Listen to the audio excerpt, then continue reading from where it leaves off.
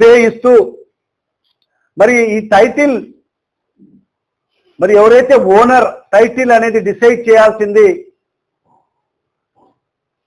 ఒక ట్రిబ్యునల్, లేని పక్షంలో హైకోర్టు అని చెప్పి కూడా మరి మధ్యంతర ఉత్తర్వులో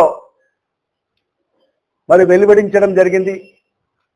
మరి తద్వారా ఇవాళ మాకు చాలా దీని ద్వారా పెద్ద ఉపశమనం మనకు కలగనుంది. మరి అదే కాకుండా వక్ఫ్ సవరణ చట్టంలో ఒక క్లాజ్లో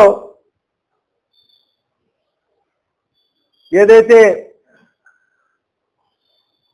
సెంట్రల్ వక్ఫ్ కౌన్సిల్ కానీ స్టేట్ వక్ఫ్ బోర్డులలో ముస్లిం ఇతరులను కూడా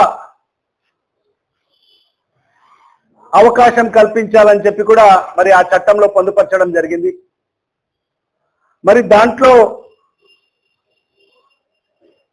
సుప్రీంకోర్టు కూడా పూర్తి స్థాయిలో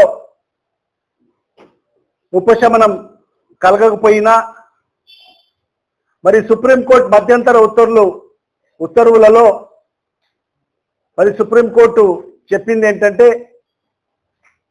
మరి ఈ సెంట్రల్ వక్ఫ్ కౌన్సిల్ కానీ స్టేట్ వక్ఫ్ బోర్డులలో మెజారిటీ ఆఫ్ ది పీపుల్ ముస్లింలు ఉండాలి.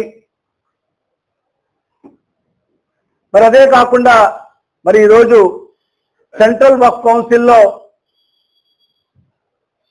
22 మంది మరి ఆ కౌన్సిల్లో ఉంటారు. దాంట్లో మ్యాక్సిమం 4 మరి ముస్లిం ఇతరులను తీసుకునే అవకాశాన్ని కల్పించడం జరిగింది.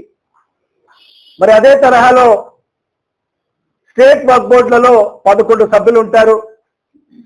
మరి ఆ 11 సభ్యుల్లో మ్యాక్సిమం 3 ముస్లిం ఇతరులను తీసుకునే అవకాశాన్ని మరి సుప్రీంకోర్టు కల్పించడం జరిగింది.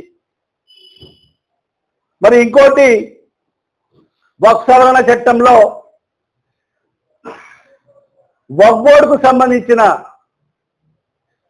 సిఓ ముస్లిమే ఉండాల్సిన అవసరం లేదు, ముస్లిం ఇతరులు కూడా ఉండొచ్చు అని చెప్పి మరి ఆ రోజు సవరించడం జరిగింది. మరి ఆ రోజు మనం దాన్ని కూడా వ్యతిరేకించడం జరిగింది. మరి ఈరోజు సుప్రీంకోర్టు కూడా